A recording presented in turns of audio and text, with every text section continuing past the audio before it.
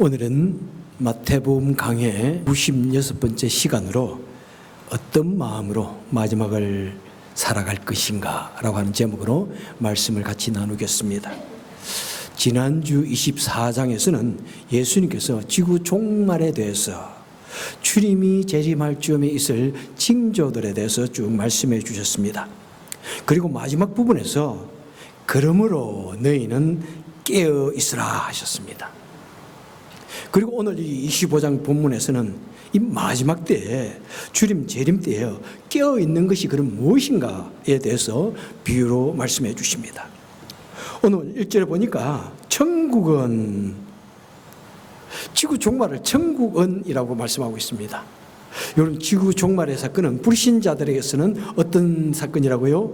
통곡의 사건이고 절망의 사건이지만은 우리 기독교인들에게는 살아서 하나님의 영광을 경험하는 날입니다. 우리 기독교인들에게서는 이 재림의 시간은 천국을 경험하는 사건입니다. 그래서 천국은 이렇게 말씀하고 있습니다.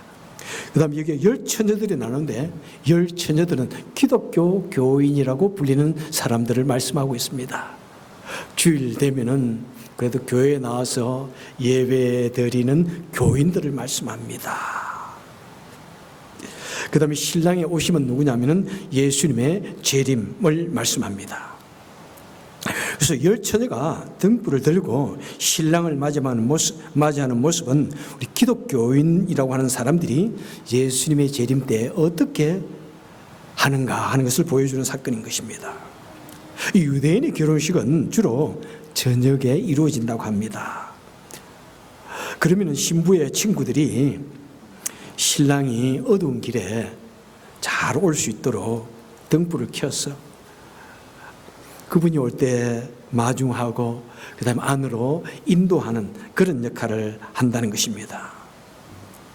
자, 그 중에 10명을 말하는데 그 중에 5은 미련한 여자라고 주님이 말씀합니다. 가슴이 막, 그죠? 막 철렁해요. 그죠? 예수를 믿는다고 하는, 교회에 나온다고 하는 사람들 중에 예수님이 절반은 미련한 사람이다. 왜 그러냐고 그랬더니 신랑이 올 때 신랑이 너무 늦게 온다고 이야기하고 있습니다. 그때 막 졸며 자다가 자버렸답니다. 왜 신랑이 늦게 올까요? 우리 한국도 막 결혼할 때 남자 친구들이 막 같이 파티를 하지 않습니까? 그러면은 막 신랑의 친구들이 매우 짓궂은 친구들이 참 많아요. 혹시 결혼할 때 친구들이 막 거꾸로 매달은 친구 있나요? 정성용 형제님, 혹시 결혼할 때 친구들이 거꾸로 매달았을 가능성이 참 많아. 매달았어요? 안 했어요. 친구들이 매우 나이스했네. 혹시 내 남편은 그때 결혼할 때 옛날 분들은 막 매달았을 거야. 우리 임종훈 장로님. 이야, 카리스마 있었는가 봐. 요즘에는 그래도 뭐 거꾸로 매달고 막 돈 내놓으라고 막 그저 데리고 보내주지를 않아요. 근데 우리 매형이 결혼할 때 친구들이 거꾸로 매달아가지고, 이야, 뭐 왜 거꾸로 매달는지 나 잘 모르겠어. 근데 요즘에는 오늘 아침에도 물어보니까 거꾸로 매달고 하는 건 없는가 봐요. 친구들하고 놀다 보니까 이 신랑이 제 시간에 오지 못한 거예요. 그러니까 늦게 오니까 신부의 친구들이 막 기다리다가 사람은 피곤하면 졸음이 오고 잠이 오지 않습니까? 그런데 늦게 아마 새벽녘에 오니까 기름이 다 떨어졌어. 그래서 신랑을 마주하지 못한 거예요. 그 사람들을 일컬어서 미련한 여인들이다 이렇게 말합니다. 왜 미련하냐? 왜 준비성이 없다는 것입니다. 그것이 한두 번 있는 일도 아니에요. 실제로 종종 신랑이 늦게 와가지고 새벽에 왔다더라 많이 들었을 것인데 이 기름 가지고는 안 된다. 그래서 엑스트라 기름을 준비해야 함에도 불구하고 그냥 그렇게 하지 못하고 그냥 되는 대로 자신의 기분에, 환경에 충실해가지고 준비도 안 하고 그냥 졸려서 잠을 자가지고 신랑을 맞이하지 못했다는 것입니다. 그래서 이 미련한 여인은 교회는 다니고 겉으로는 교인 같은데, 신자 같은데 교인이기만 하다는 것입니다. 교회 멤버이지만은 진실로 믿는 사람은 아니다 하는 것이 바로 이 미련한 여인을 말합니다. 그 다음에 슬기로운 여인들이 나옵니다. 4절부터 쭉 보니까 이분들은 준비성이 있었습니다.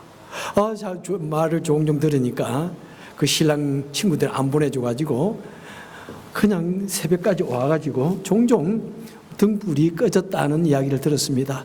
그래서 보니까 이번 신랑 친구는 더 보니까 개구장이들이야. 남편을 더 안 보내줄 것 같아. 그래서 여분의 엑스트라 오일을 준비해가지고 기다리고 있었다는 것입니다. 그리고 신랑이 올 때 그 엑스트라 오일을 부어가지고 신랑 잘 맞이했다 이렇게 말하고 있습니다. 그래서 슬기로운 이 여인들은 바로 성도, 교회도 나올 뿐만 아니라 진실로 하나님을 믿는 신자, 성도라고 불리는 사람들이라는 것입니다. 여러분, 지구의 종말은 반드시 온다고 말씀했습니다. 그래서 우리는 주님의 재림을 기다리는 사람, 그 성도는 뭐냐면은 주님의 재림을 기다리는 사람들이 성도라는 것입니다. 자, 주님의 재림을 기다리는 성도의 모습이 어떠합니까? 첫째, 주님의 오심을 준비해야 합니다. 자, 여러분, 오늘 여러분들이 만약 자동차로 먼 동부를 가든지 서부를 가든지 하다못해 시카고를 간다고 할 때 첫 번째 점검하는 것이 무엇이에요? 누구? 기름이에요. 그것도 역시 예수님 당시에는 등불에 기름을 준비했지만은 현대에는 자동차에 기름이 꼭 들어있느냐? 그 기본이에요, 여러분. 기본이에요, 그죠? 적어도 가다가 기름을 가득 채우고 갑니다. 여러분, 그리고 먼 여행을 갈 때는 행여나 갈 때 위험한 일 당하지 않을까? 타이어 프레셔는 괜찮아? 타이어 엑스트라 스페어 타이어는 있나? 그것도 보고, 그죠? 자동차 오일은 있는지 한번 딥해가지고 점검을 하는 것 기본이잖아요. 그런데 생각도 안 하고 오늘 아침 일어나자마자 오늘은 멀리 떠나고 싶다. 여보, 떠나자. 자동차 착 몰고 가는 그런 기분파도 있지만은 그래도 자동차 기본적으로 점검을 해야 됩니다. 여러분들이요, 우리의 인생은 저는 마라톤이라고 말씀하고 싶습니다. 우리의 인생은 먼 여행을 떠나는 인생입니다. 여러분, 긴 여행 동안 우리가 여러 가지를 준비하지만은 성도는 무엇을 준비해야 합니까? 오늘 본문에 보니까 깨어있으라. 너희는 그날과 그때가 언제인지를 알지 못한다. 곧 언제 주님이 오실지를 모른다는 것입니다. 그리고 언제 우리 인생에 개인의 종말이 올지를 모른다는 것입니다. 저번 주에도 말씀을 드렸지만은 우리 개인의 종말이나 이 지구의 종말이나 it doesn't matter. 그렇게 틀린 것이 없습니다. 여러분, 우리에게 있어서 이 죽음이라는 것이 언제 올까요? 예? 죽음이라는 것이 언제 올 거예요? 그리고 올 때는 다 순서대로 왔지만은 갈 때는 순서가 없다는 것입니다. 많은 나의 친구들이 죽었고요. 때로는 내가 가르치던 많은 학생들도, 내 제자들도 떠나지 않냐하게 나보다 훨씬 일찍 떠나갔습니다. 저는 내 죽음을 준비하면서 기도하는 것이 하나 있습니다. 하나님, 우리 가정에서는 적어도 온 순서대로 가게 하여 주옵소서. 여러분, 온 순서대로 가면 됐죠. 여러분, 그것은 축복이에요. 그런데 부모보다도 자녀가 먼저 가면 이 세상에 이것은 일생 동안 내 마음의 상처고 고통이에요. 여러분, 순서대로 가면 좋아요. 여러분, 그런 기도하세요. 예? 준비. 그리고 내가 죽을 때 내가 어디로 가나? 내가 어떻게 되지? 내 죽음의 문제를 먼저 해결해야 하는 것입니다. 여러분, 전도 폭발을 하는데 두 가지 질문이 나오는데, 당신은 오늘 밤 당장 죽는다면 당신은 어떻게 될 것 같습니까? 우물쭈물 대답을 하지 못하면 안 돼요. 우리는 확신 있게 대답을 해야 됩니다. 여러분, 때로는 우리가 젊을 때 죽고 아직도 내가 기가 팔팔할 때 죽으면 아직도 미련이 있을 거예요.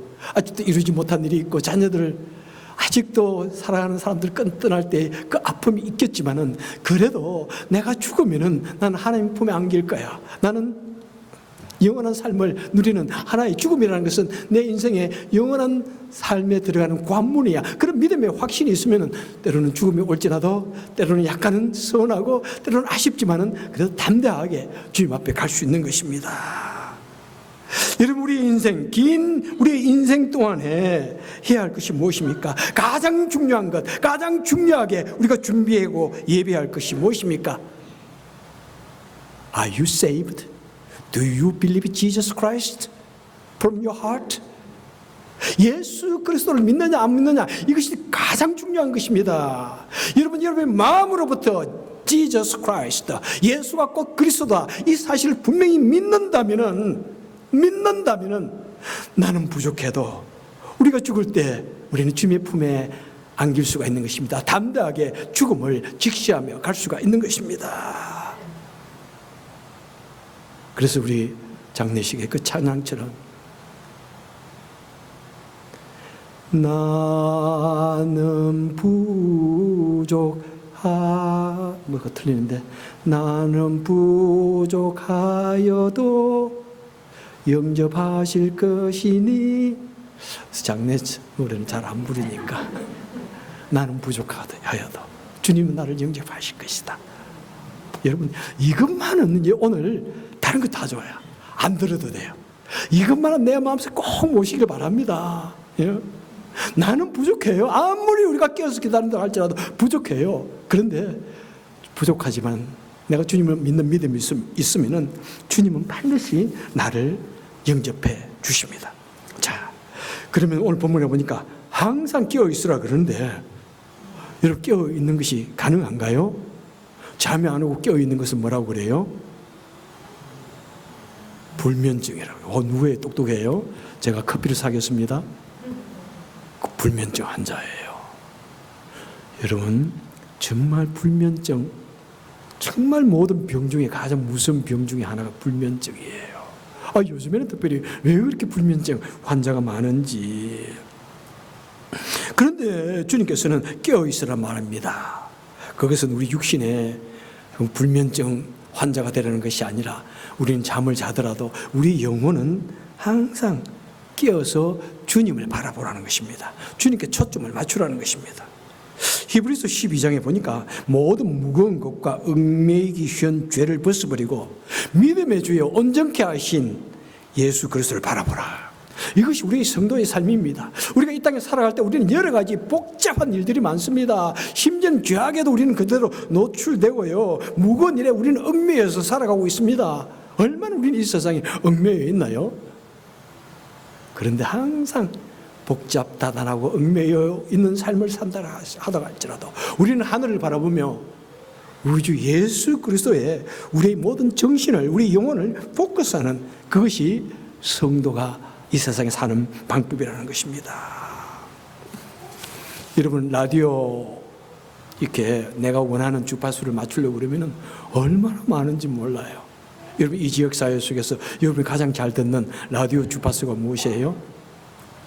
기독교 방송을 들으려면은 뭐 수천 개의 그 라디오 주파수가 있지만은 104.7 그걸 들으면은 거기에는 찰스 스윈드 설교도 나오고요, 뭐 유명한 이 근처에 유명한 목사님 설교도 나오고요. 근데 내가 아무리 들어봐도 내 설교는 안 나오더라고.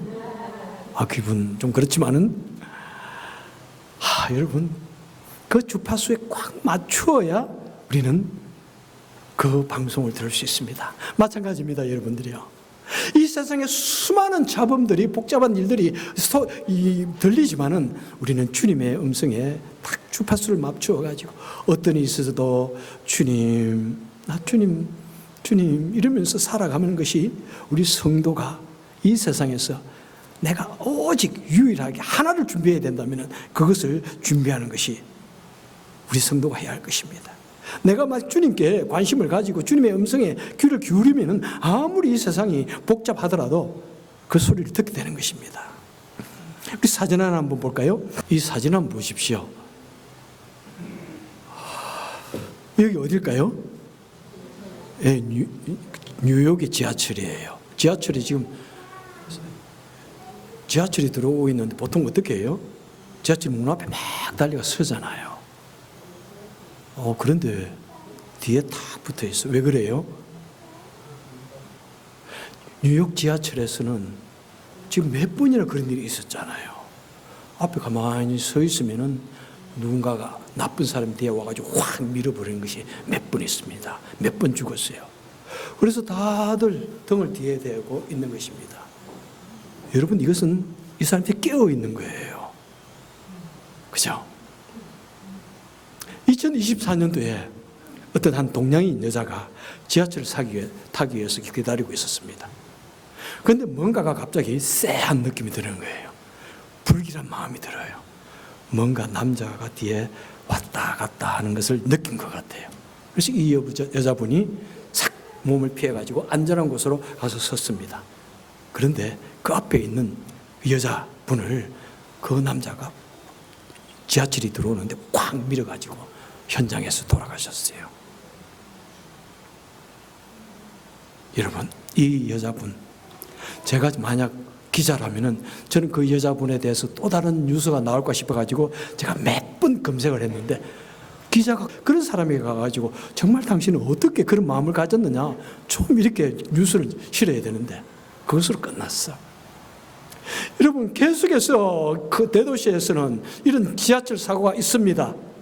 그리고 동양인 혐오 범죄 때문에 많은 사람들이 희생을 당했습니다. 그것은 알람이잖아요. 이런 위험한 일이 일어났다, 알람을 계속 주고 있는데 왜 그것에 대해서 엘러스를 가지지 않습니까? 왜 경각심을 가지지 않습니까?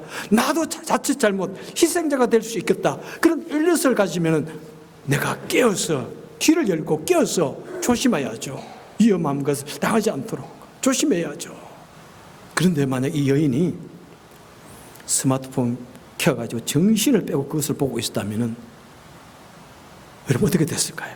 만약 귀에 이어폰을 꽂고 음악을 듣고 있었다면 어떻게 됐을까요? 엘럿을 하기 때문에 그런 것을 정신 팔지 않는 거예요. 저는 이 스마트폰을 보는 사람들 보면은 화가 나요. 여러분, 만약 여러분 식당에서, 여러분 식탁에서 여러분 자녀들이 스마트폰 보고 있으면 뺏어가지고 떼기장 쳐버렸어요. 그건 놔주면 안 돼요.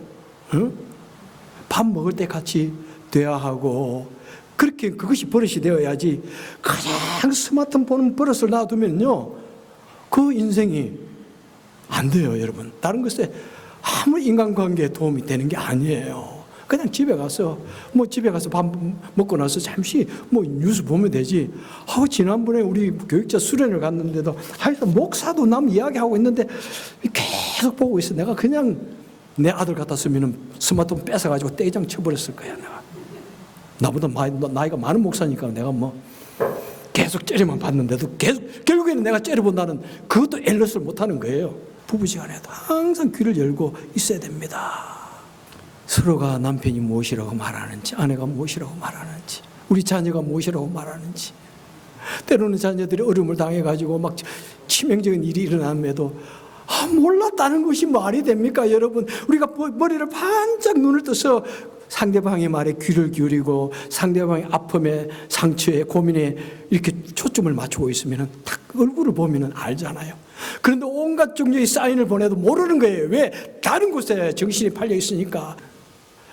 제가 LA 있을 때 결혼을 하고 콘도를 사가지고 이사를 했어요. 그것이 지금부터 약 35년 전이니까 호랑이 담배 먹을 때 이야기죠. 셀러폰도 없고요. 집에 이제 이사를 하고 나서 전화를 연결해 주세요 하면 일주일 이상 걸리잖아요. 그리고 이제 집에 이사를 해놓고 나서 내가 볼 일이 있어가지고 자동차를 타고 한참 나갔다가 집에 돌아오면서 가만히 생각하니까, 밤에 돌아오면서 생각하니까, 아이고, 이 콘도에 들어가는 게이트웨이 리모트를 안 가져왔네? 전화기도 없지? 전화할 방법도 없어. 야, 오늘 집에 어떻게 들어가지? 생각을 해보니까 적어도 그 게이트웨이에서, 콘도 게이트에서 우리 집까지는 한 30m 정도 되는 거리고, 그리고 그때 거기 살아보니까 얼마나 방음이 잘 되는지 몰라.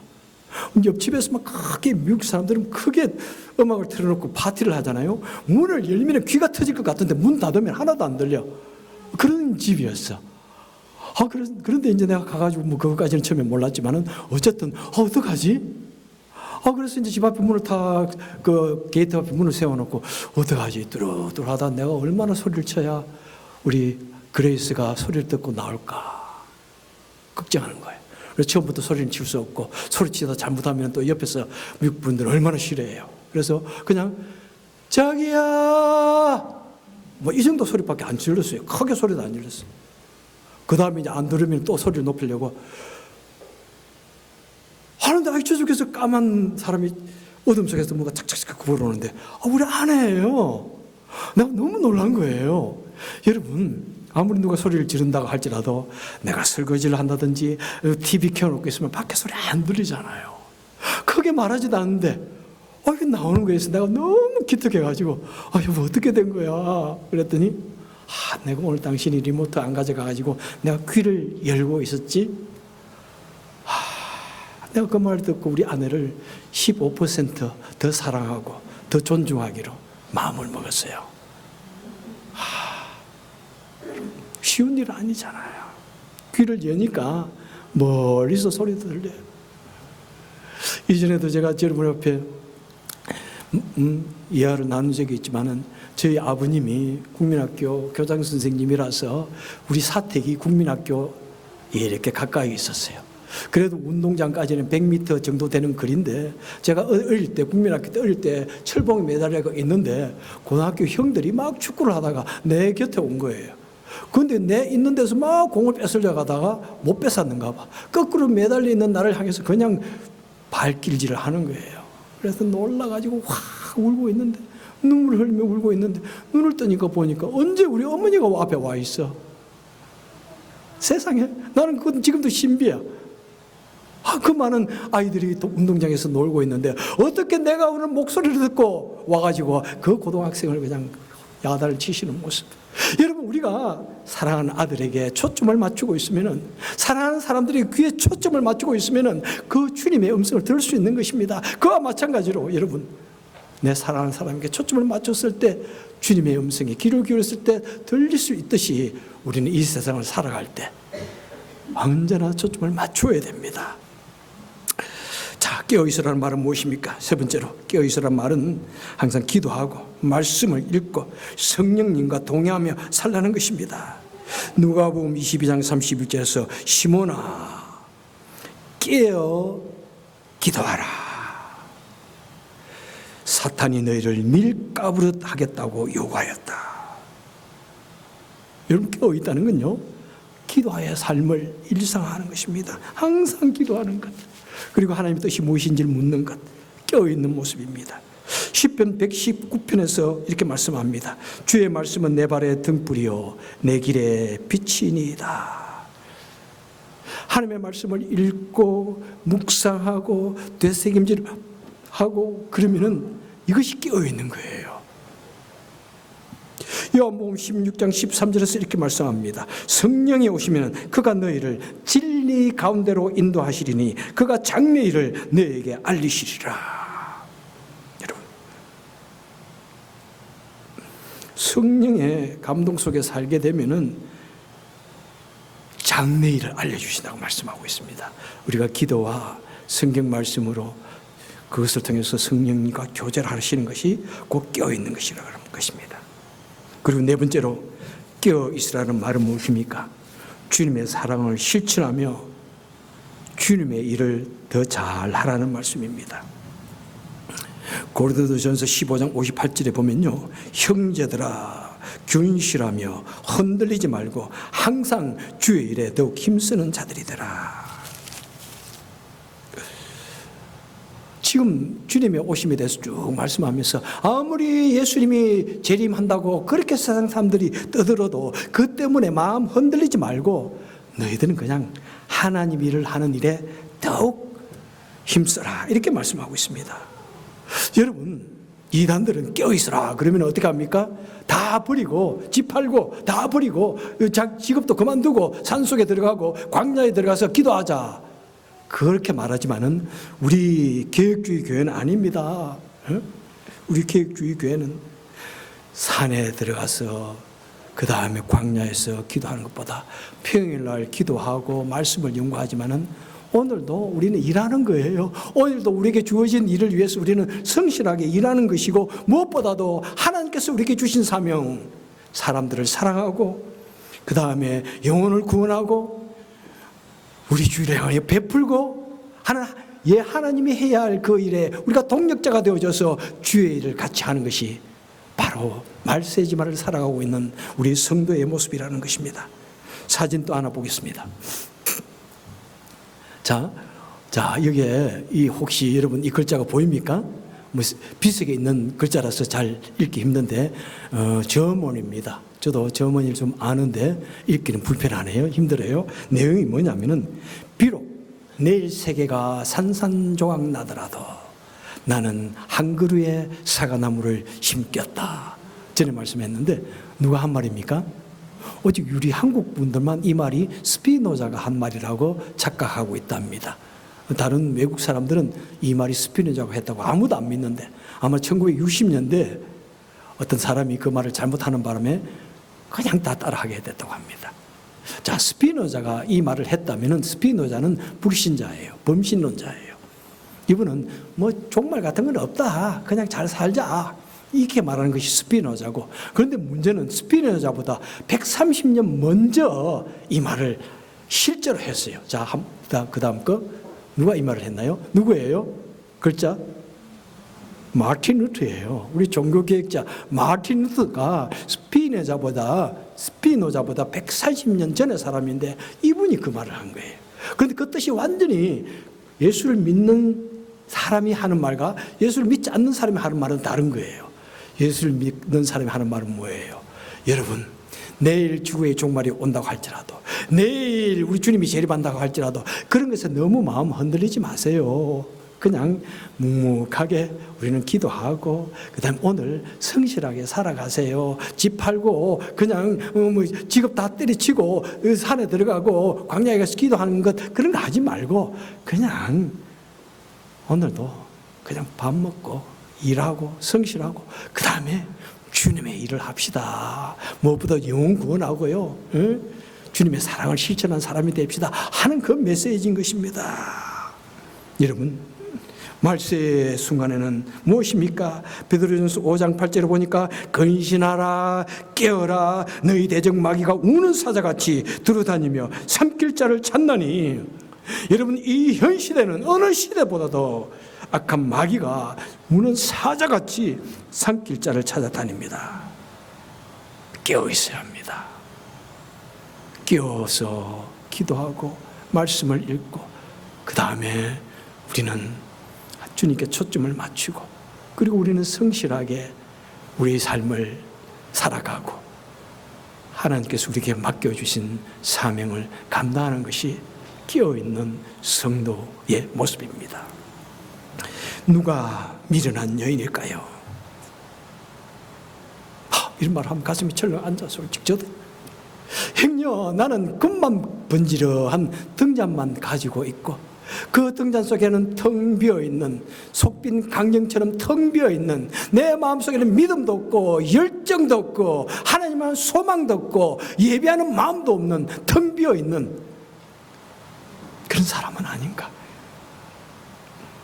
누가 슬기로운 여인일까요? 그래도 나는 겉으로는 좀 부족해 보여도, 나는 부족하여도 그래도 그 속에 주님을 아니면 아니라고 하는, 주님이 아니면 나는 죽을 수밖에 없다고 하는 그 믿음을 가지고 있는가? 그 진실함과 주님의 사랑을 실천하기 위해서 노력하며 살아가는 사람인가? 주님 사랑으로 가득 차 있는 사람인가? 나는 누구입니까? 기도하겠습니다. 좋으신 하나님 아버지, 주님, 우리는 끝만 번지